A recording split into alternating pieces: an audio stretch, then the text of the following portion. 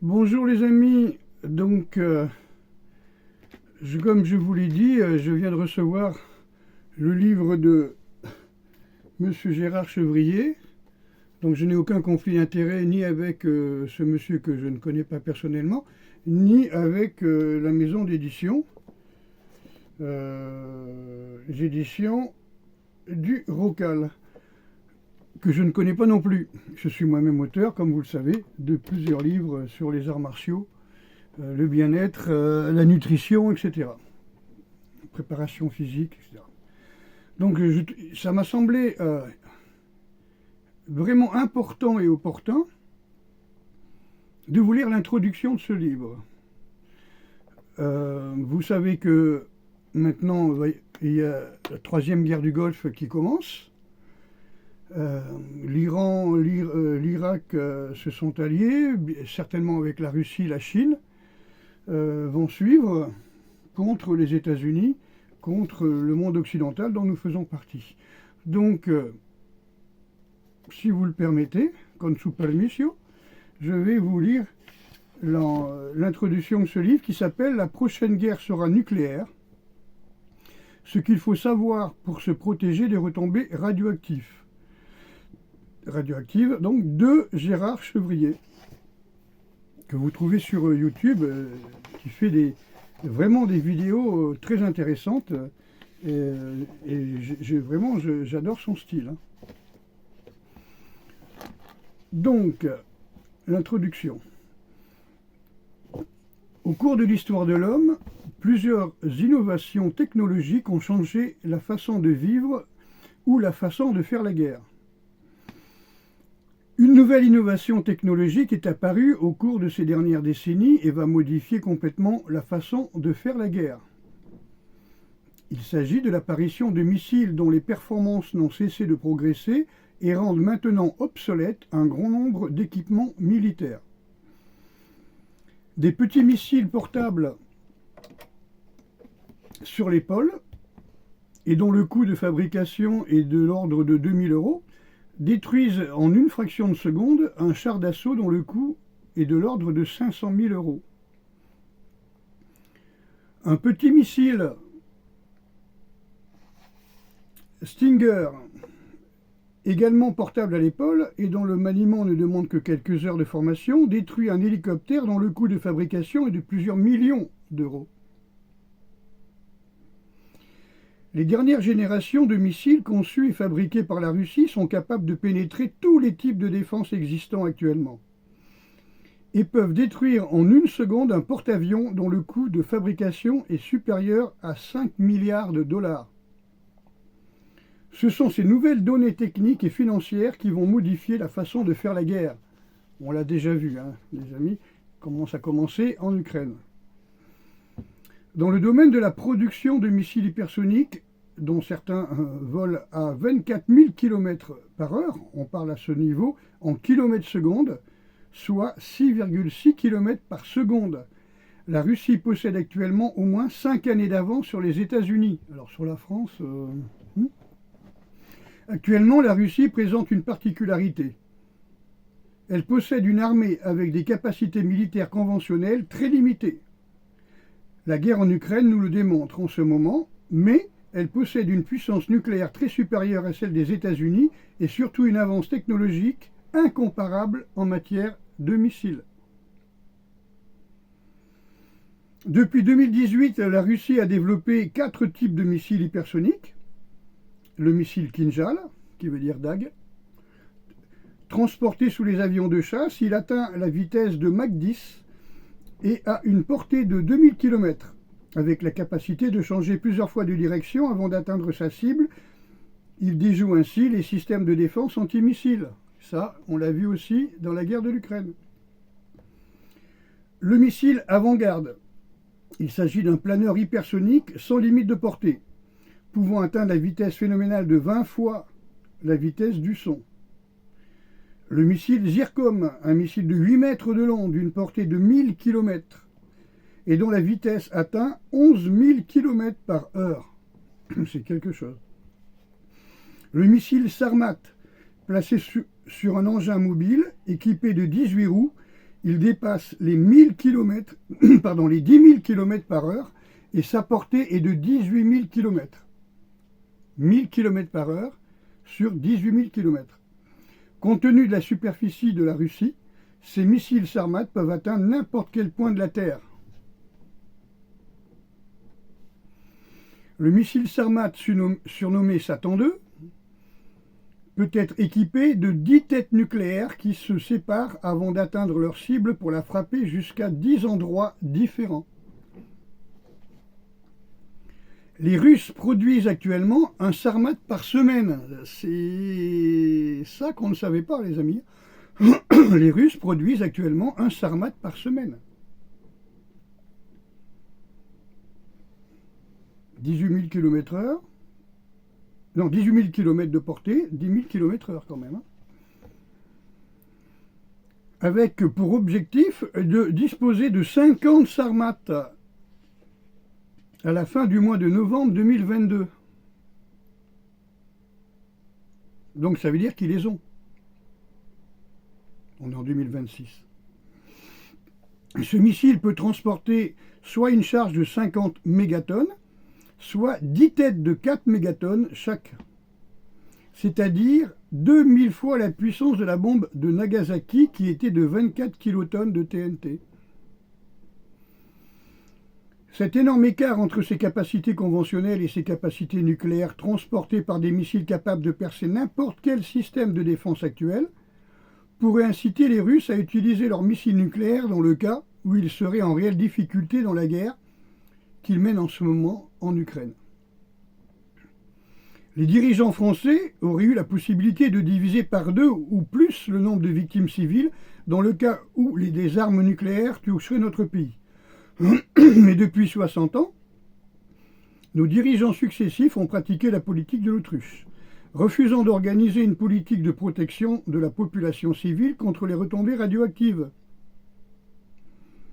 C'est un sujet tabou, complètement occulté par un discours de propagande matraqué par les dirigeants politiques et les militaires qui ont accès aux plateaux de télévision. Ben oui, on regarde la télé pour s'informer, c'est ça le problème. Leur discours de propagande consiste à répéter à longueur d'émission que l'arme nucléaire est une arme de dissuasion qui ne sera utilisée par aucun pays.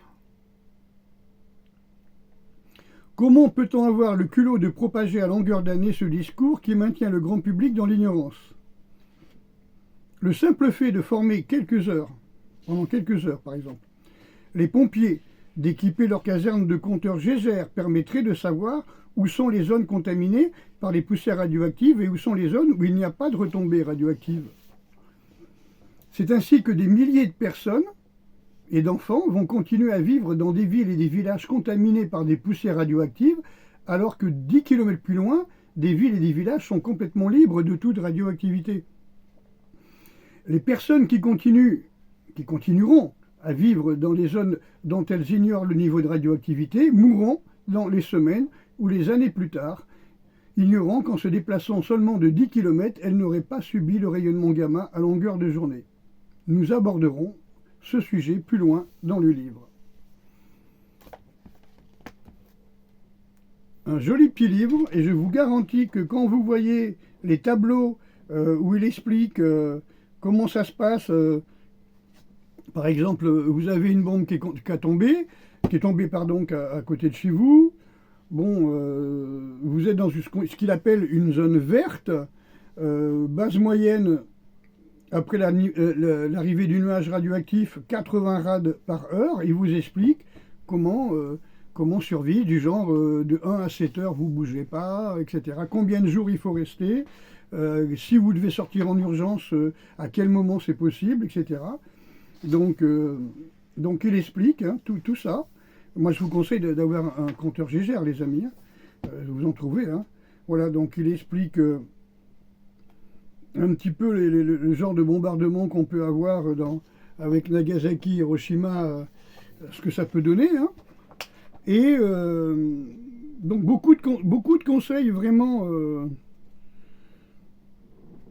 judicieux, comme je vous ai dit, qui ne seraient pas inutiles d'apprendre maintenant. On ne sait jamais, les amis. Il ne faut jamais dire jamais. Donc voilà.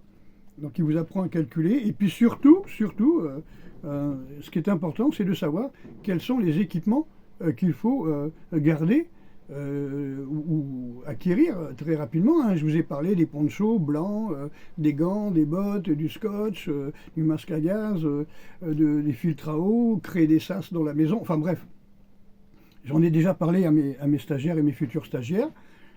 J'ai organisé depuis plus de 15 ans des stages qui expliquent entre deux techniques de combat d'arts martiaux, qui est ma spécialité, et des conseils diététiques ou de préparation physique, qui sont aussi mes, mes- mes- mes- mes capacités. Hein, j'ai mes diplômes là-dessus, donc ça fait partie de ce que j'enseigne. Eh bien, quand on me pose des questions sur comment survivre en cas de guerre nucléaire, eh bien, voilà, donc je vous explique que j'ai quelques livres à la maison, dont le livre de Gérard Chevrier, et quelques petits livres sur la survie simple, hein, sur filtrer de l'eau, qu'est-ce qu'il faut garder, pourquoi les Japonais, dans leur cuisine traditionnelle, par exemple, étaient peu impactés dans... Après Hiroshima, Nagasaki, pourquoi il y en avait qui étaient très peu impactés? Pourquoi dans les hôpitaux occidentaux qu'il y avait là-bas, les hôpitaux américains par exemple, les gens mouraient tous? Et pourquoi dans les hôpitaux traditionnels, où il y avait la cuisine traditionnelle, tofu, soupe miso, légumes frits, riz, par exemple, poisson, eh ben, les gens survivaient. Donc il y avait quand même quelque chose dans la cuisine japonaise qui permet de se débarrasser, on va dire, de la radioactivité, ou de s'en protéger, ou de saturer son thyroïde en iode. Je vous laisse deviner. Donc les amis, je ne vais pas m'apesantir. Je vous conseille bien sûr l'achat et la lecture de ce merveilleux ouvrage. Hein. Il est temps de le lire, je pense que il est temps de l'acquérir, il est temps de le lire. Et donc, bon, je ne vais pas vous montrer les autres livres de survie que j'ai, mais il y a plusieurs petits livres. Voilà.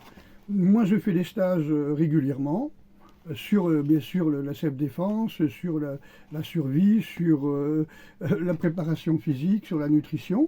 Voilà, j'ai créé quelques livres, par exemple, sur comment se sortir de l'addiction. Alors pourquoi c'est important de se sortir de l'addiction? Parce que quel que soit le produit auquel vous êtes addict, le café, la cigarette, l'alcool, je ne sais pas, les antidépresseurs, les antidouleurs, tu vois, ou je ne sais quelle autre drogue, les sucreries et tout ça, eh bien en cas de conflit, il n'y en aura plus. Jusqu'où vous êtes prêt pour avoir votre tabac quotidien voilà. Ensuite, ben, j'ai écrit un livre sur l'alimentation des ninjas. Hein, donc ça, j'ai mis 30 ans pour avoir toutes les, les documents, hein, parce que il n'y a pas ChatGPT quand j'ai écrit ce livre-là. Hein. Et donc vous avez des exemples de menus et surtout une quarantaine de sources différentes qui expliquent pourquoi les ninjas avaient certaines capacités physiques, voire physiologiques ou psychologiques, psychiques, pour réaliser leur mission d'espionnage, par exemple. Et bien sûr, mon mémoire en préparation physique, évaluateur préparateur physique hein, de l'université. Donc, j'ai écrit donc, des entraînements, j'ai montré des exemples de ce que faisaient les ninjas de leur côté et qui se rapportent au parcours, par exemple, ce qu'on appelle nous le parcours. Donc, voilà, j'ai écrit un autre ouvrage que j'ai distribué pendant longtemps, hein, Sauver votre vie, hein, pour les gens dépressifs, parce que je me suis aperçu qu'il y avait des gens qui étaient dépressifs, mais au lieu de se prendre en main et d'aller vers, comment on peut dire, une détox, une relaxation, une détente, hein, quand ils étaient proches du burn-out, eh bien, ils se faisaient tatouer, ils allaient dans des stages de crossfit, des machins, des trucs comme ça, alors qu'ils étaient à deux doigts de passer dans l'hyperacidité, décalcification, voilà, hyperdéminéralisation. Ils étaient déjà dans l'hyperdéminéralisation, ce qui faisait qu'ils étaient en pleine chute en pleine dépression, en pleine chute de pression. Ce qui fait qu'ils avaient des tendances suicidaires, des idées noires, tout ça, et ils trouvent rien de mieux à faire que d'aller faire des bootcamps de combat. Ou des stages de survie dans la montagne pour rajouter du stress à leur stress. Pendant ce temps-là, ils ne pensent pas, ils agissent, c'est déjà bien, ils agissent au lieu de rester dans leur enfermés sur eux-mêmes, ce qui les rendrait, enfin, qui passerait à l'acte du suicide. Voilà. Donc, les amis, nous sommes dans une période très importante pour, j'allais dire, pour l'humanité. Donc, sachez acquérir les supports qui vont vous aider. Sachez trouver les personnes qui peuvent vous aider. Voilà. Donc ça, c'est intéressant. Moi, je trouve que c'est un livre vraiment très intéressant. La prochaine guerre sera nucléaire. Ce qu'il faut savoir pour se protéger des retombées radioactives, de Gérard Chevrier, donc aux éditions du Rocal. J'ai reçu ça, je ne connaissais pas. C'est vraiment, comment dire, pour moi, quelque chose qui complète la formation à l'armée que j'ai eue. La formation, à l'époque, c'était NBC, hein, nucléaire, biologique et chimique, qui est devenu NRBC. Il y a une histoire de radio aussi là-dedans, radioactivité, etc. Donc là, on est dans une période que l'humanité n'a jamais connue, avec des missiles qui vont à plusieurs fois la vitesse du son, que l'on ne peut pas voir venir, que l'on ne peut pas arrêter, et qui, quand ils percutent, ils peuvent descendre jusqu'à 50 mètres sous terre dans des blocos. Donc, si vous avez la chance de ne pas être impacté dans on va dire dans le kilomètre qui a suivi l'explosion nucléaire, je parle, eh bien, il faudra apprendre à survivre.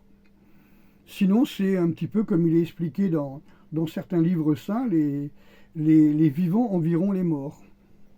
Voilà, les amis, il est toujours temps de se sortir les doigts, hein, de remuer, de se renseigner.